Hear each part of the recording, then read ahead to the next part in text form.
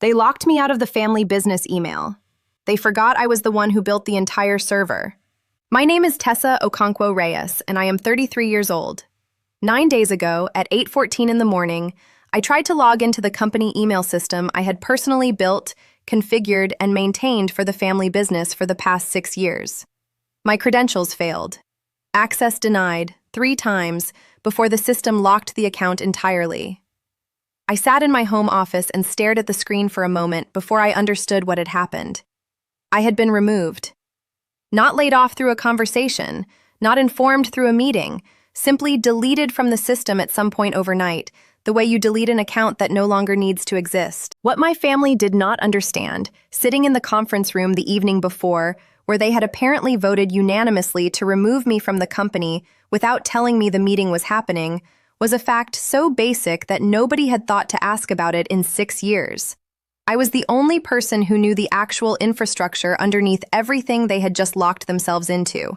Not the inbox, the infrastructure, the server, the domain registration, the backup systems, the security architecture, the single point of failure that every part of that business had been quietly running through since the year I built it, alone, on a weekend, because nobody else in my family understood what I was doing well enough to help, or to document, or to even ask the right questions about.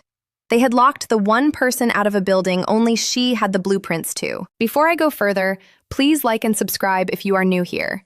Drop a comment telling me where you are watching from and what time it is. I read everyone.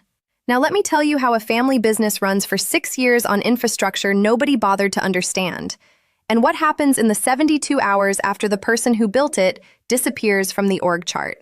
Chapter 1. The business nobody asked me to help build. I will keep the background short, because the background is not where this story actually lives. My family runs Okonkwo-Reyes Imports, a mid-sized specialty foods distribution company my parents founded 18 years ago, supplying African and Caribbean grocery products to retailers across 3 states. By the time I finished my computer science degree, the business had grown to 14 employees and was still running its operations through a combination of shared spreadsheets, a Gmail account everyone used the same password for, and a website my cousin Darnell had built in 2014 that had not been updated since. I joined 6 years ago officially as Operations Support, a title that meant nothing and everything, because what I actually did from day one was rebuild the technical foundation of a company that had outgrown its own systems years earlier and nobody had noticed. I built a proper domain-based email system. I migrated the company's order management onto a real database instead of 17 shared spreadsheets with version control problems that caused actual shipping errors. I configured a secure server, set up automated backups, and built an internal tool that let warehouse staff update inventory in real time instead of calling the office. I did all of this largely alone, on a salary that reflected operations support rather than the systems architect role I was actually performing, because I was 27, eager to help my family, and operating under the particular optimism of someone who believes that being indispensable will eventually be recognized as such. Chapter 2. The Slow Invisibility. By year 3, the business was running smoothly enough that nobody thought about the infrastructure anymore. This is, I now understand, exactly what good infrastructure is supposed to do. Disappear into the background, become invisible, work so reliably that people forget it required someone to build and maintain it at all. The problem with invisible work is that it becomes easy for people to forget it is work. My older brother Desmond, who handled sales and had always been the more visible, more socially confident sibling, became the face of the company's growth. He closed the bigger accounts. He spoke at industry events.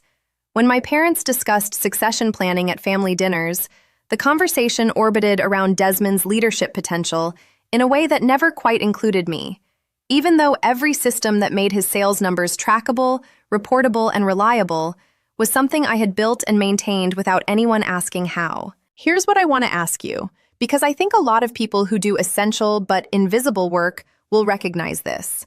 Have you ever built something so foundational to an operation that its very success made people forget you were the reason it worked at all? Tell me in the comments. I read every single one. Chapter 3. The board meeting I was not invited to. 6 months ago, my parents formalized a family board structure as the company prepared for a potential expansion into 2 new states. Desmond was named president. My cousin Darnell, despite having built nothing technical in years, was given a board seat based on his founding-era website work.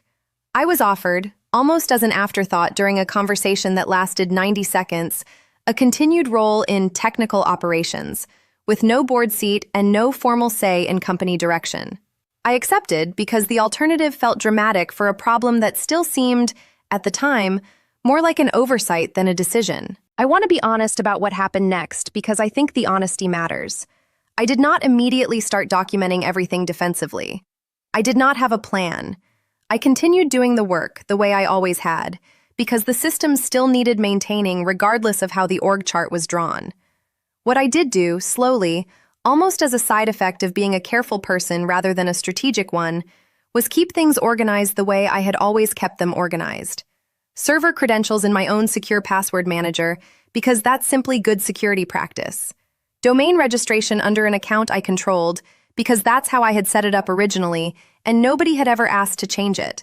Backup systems configured through my own technical decisions, documented only in my own head, because nobody had ever asked for documentation, and writing extensive documentation for systems nobody else understood had never felt like an urgent use of my limited time. This was not sabotage. I want to be extremely clear about that. This was simply 6 years of being the only person who understood something, with nobody ever asking the obvious follow-up question. What happens if she's not here anymore? Chapter 4. The vote I learned about through a locked screen. 9 days ago, my family held an emergency board meeting. I learned about it after the fact through a brief conversation with my mother, who called the following morning sounding both apologetic and strangely certain that the decision had been the right one. The board, Desmond, Darnell, my parents, and an outside advisor my father had recently brought in to help with the state expansion, had voted to restructure the company's operational leadership.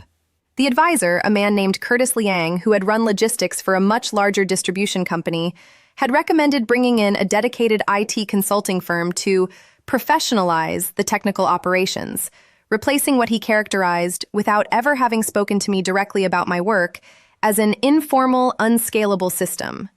My mother told me, gently, that the family felt it was time for a more structured approach. I asked what that meant for my role. She said the board felt my position was being absorbed into the new consulting arrangement. I asked when this had been decided. She said the meeting had been the previous evening. I asked why I had not been told the meeting was happening. There was a long pause. Then she said, in the careful voice of someone repeating something she had been told, rather than something she had decided herself, that the board had felt it would be cleaner to make the decision first and inform me afterward, to avoid what Curtis Liang had apparently described as unnecessary friction during the transition. I tried to log into my email the next morning. Access denied. Chapter 5. What nobody had asked me. I want to walk through, carefully, what was actually locked in those 9 days, because the specifics matter more than the general outrage of the situation.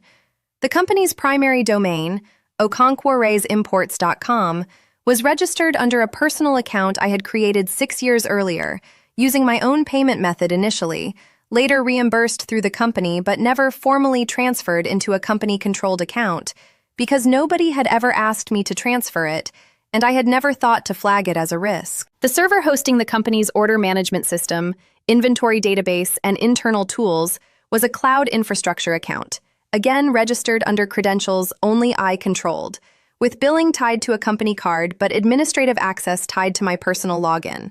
The automated backup system, which I had configured to run nightly across 3 redundant locations, was accessible only through an admin panel that required, specifically, my authentication. Curtis Liang's new consulting firm, brought in to professionalize the technical operations, arrived on day 3 of my removal and discovered, within approximately 4 hours of attempting to access anything, that they had been hired to professionalize a system they could not actually get into. Chapter 6. The Call from Desmond. My brother called on day 4. I want to describe his tone carefully because it had shifted considerably from the confident, slightly dismissive register he had used in family conversations about the business for the previous several years. He said the new IT firm was having some onboarding issues. I asked what kind of issues. He said they couldn't access the domain registrar, the server admin panel, or the backup configuration, and that the website had gone down that morning when an SSL certificate I had set to auto-renew through my own payment method had quietly failed to renew because the payment method was tied to a card that had, as part of my removal from company systems, been deactivated. I asked if he wanted me to fix it. There was a pause. Then he said the board would need to discuss the appropriate arrangement for that. I told him I understood and that I was available whenever they had clarity on the arrangement, and that in the meantime, I hoped the consulting firm found what they needed. I did not offer anything further. I want to be honest about why. This was not me withholding help out of spite. This was me recognizing, clearly for the first time in 6 years, that I had spent that entire time absorbing risk on behalf of a company that had just demonstrated, through a board vote I wasn't invited to and a system lockout that happened without warning, exactly how much my contribution had actually been worth to the people making decisions about it. Chapter 7. The 72 Hours.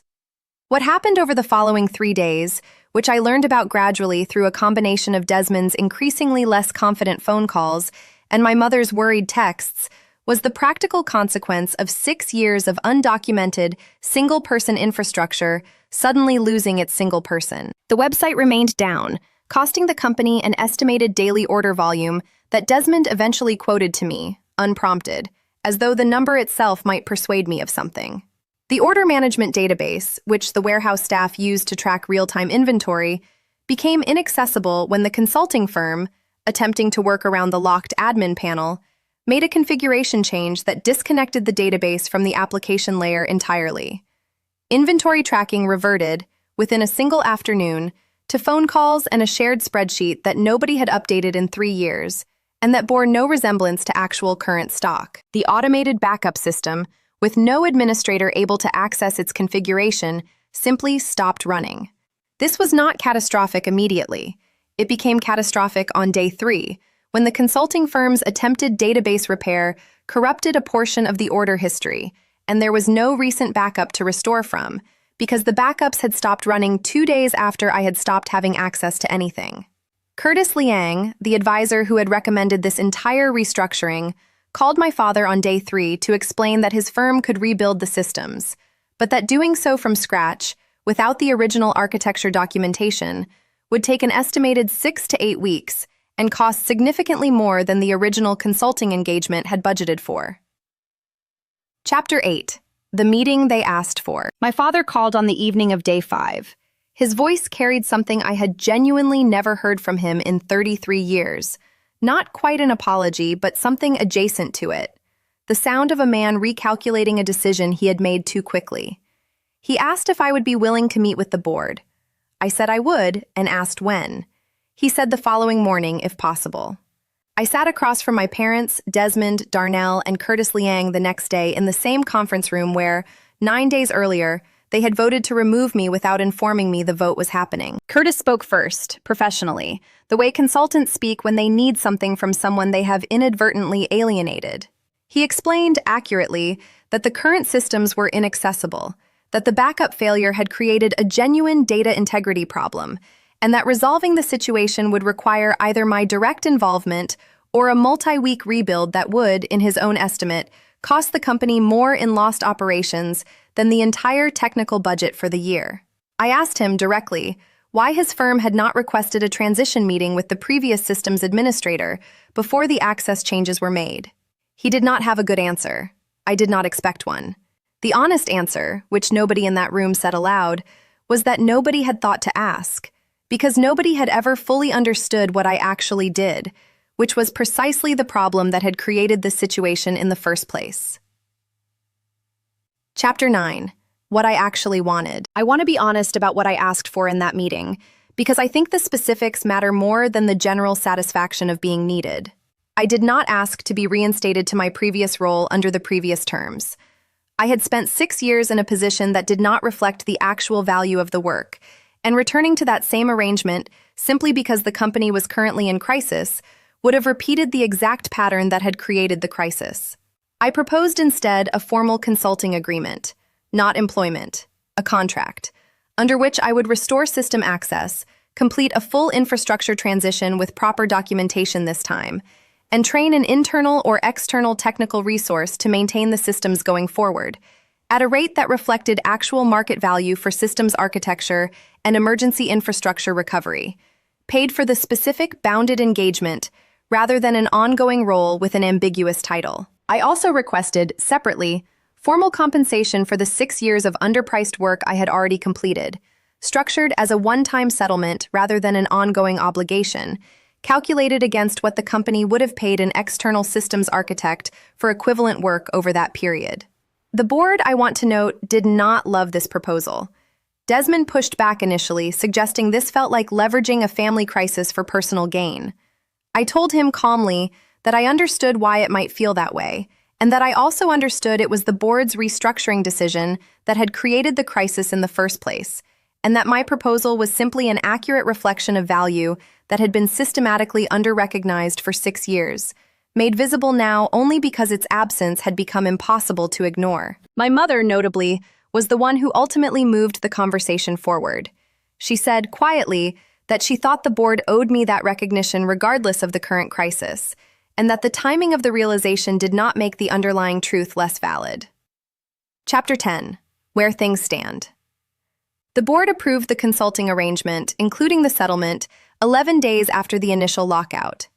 I restored system access within 6 hours of the agreement being signed because the actual technical fix, once I had appropriate access restored, took considerably less time than the crisis itself had implied. I spent the following 3 weeks completing what I should have been asked to do years earlier: full documentation of the entire infrastructure, written clearly enough that someone other than me could maintain it, training sessions with the new technical hire the company brought on under my recommendation, and a formal handoff that left the systems considerably more resilient than they had been under 6 years of being held together by a single undocumented person who happened to be reliable.